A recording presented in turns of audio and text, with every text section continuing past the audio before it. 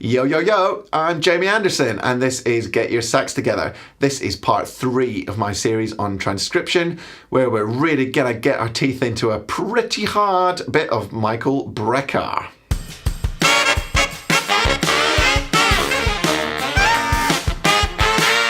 This free sax lesson is part of my transcribing series. You'll find the other parts linked up on the card. Make sure you go and check out parts 1 and 2 if you haven't already. And down below in the description there is such a treat. I've written out this fiendish Mike Brecker passage for you.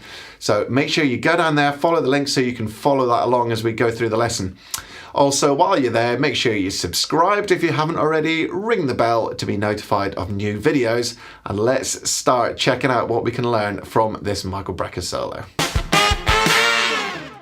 So part 1 of this 3-part transcription series, we covered the 8 steps to get the most out of your transcriptions.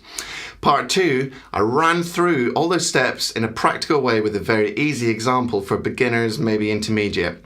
This time, we're going in hardcore, 8 bars of burning tenor. This is hardcore. Okay, let's run through this 8-step process in real time. I'll try and keep it as short as I can, but this is a hard solo. Step 1, choose your material. I've chosen something I love, Michael Brecker. You can see him behind me here. He'll probably be a bit blurry.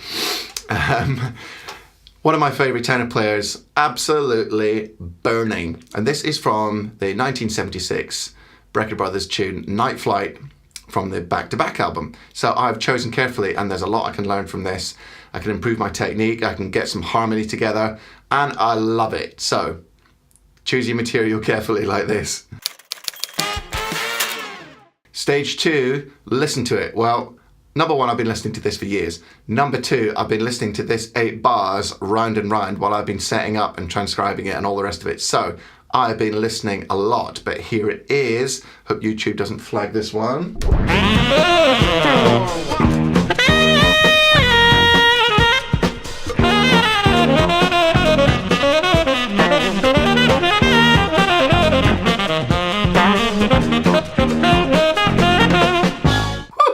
So good.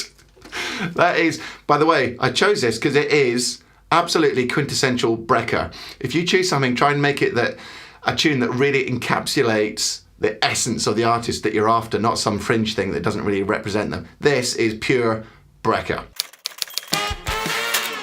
Stage 3 is to sing along, first with the record, then without. It's quite hard to sing along to actually, but let's give it a go. 3, 4.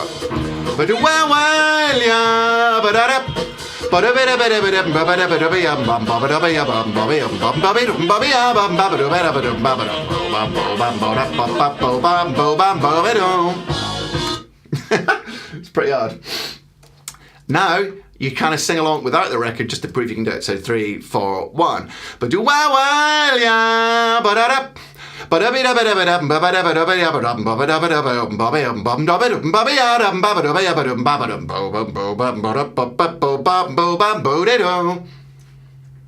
Close, I reckon.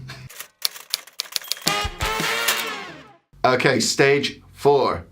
Learn the notes. Now, normally this isn't too hard, but with this solo, this is hard. There's a lot of notes. So I've got my AnyTune software, and I'm going to slow it right down. So let's start. I'm not obviously going to do the whole thing now because that would take a while. So I'll just start, and I'm going to slow it down to, let's say, 60%. And 1. That's okay, that bit.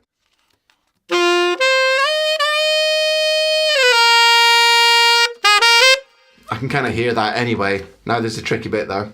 I've taken it down to 50% for this fast bit. The first bit's okay, but I can hear that. Now we're on to the fast bit. I think it's that.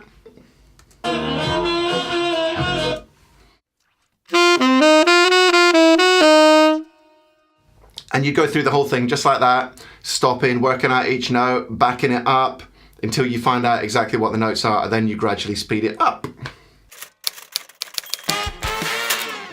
So we've got the notes together, and now part 5 is copying the exact intonation, phrasing, every inflection of the solo. So you'd go through it and you listen, and it's got some really distinctive Brecker features, this. So let's have a listen.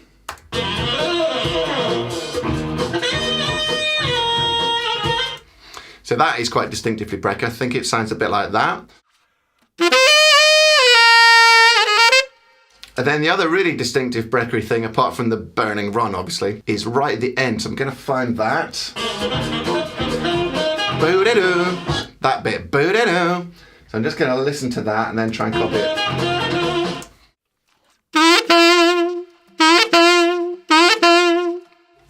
That's really Breckery.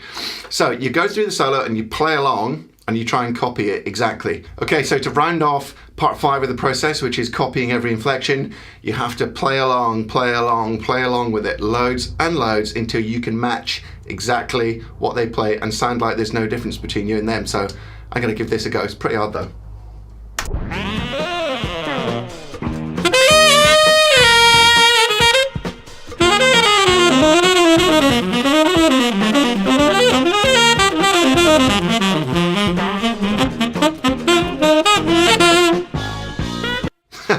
Not bad.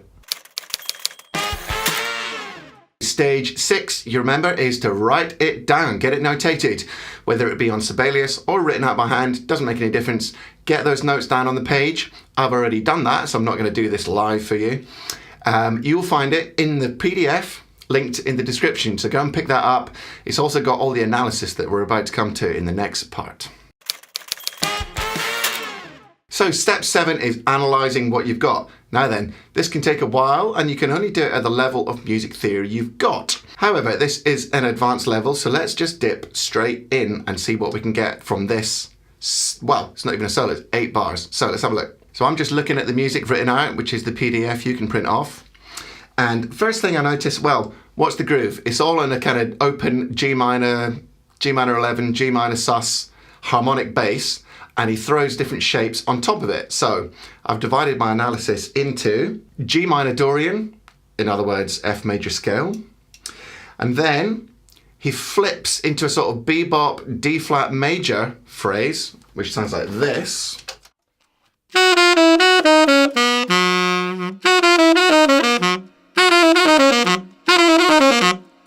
Which is just a bebop thing in D flat, not related to G minor really, so it's just a shape that's thrown on top.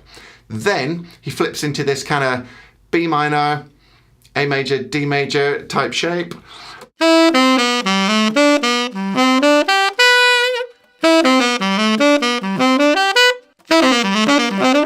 And then he flips back into G minor Dorian to finish. So where Brecker's coming from, harmonically speaking, started with John Coltrane. Now a good example of what he's doing, which is having a minor tonality and then throwing other shapes on it.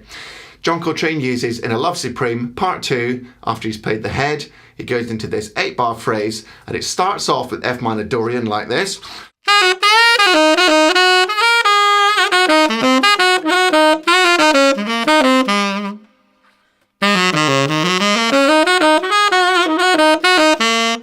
That's all F minor Dorian, and then he starts doing what Brecker's doing.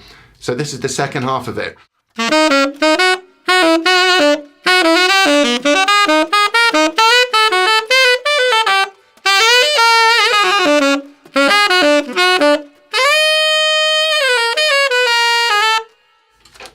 So you can see from that example, it's all F minor, and then he starts throwing different shapes, E major, and then an A major phrase. So what I can learn from this is, if I'm soloing on an open minor chord, I can throw in other shapes and then resolve them back. Which brings us on to stage 8, which is practicing the stuff that you've learned from the analysis. So what I've learned from this analysis is, on an open, funky minor groove, you can throw in different shapes, if they're strong shapes like pentatonics and majors, and then resolve them back to get some pretty cool sounds. So let's have a go at that.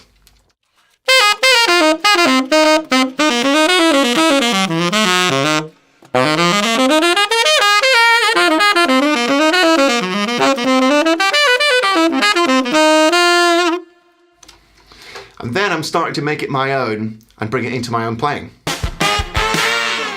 So that's all 8 steps completed.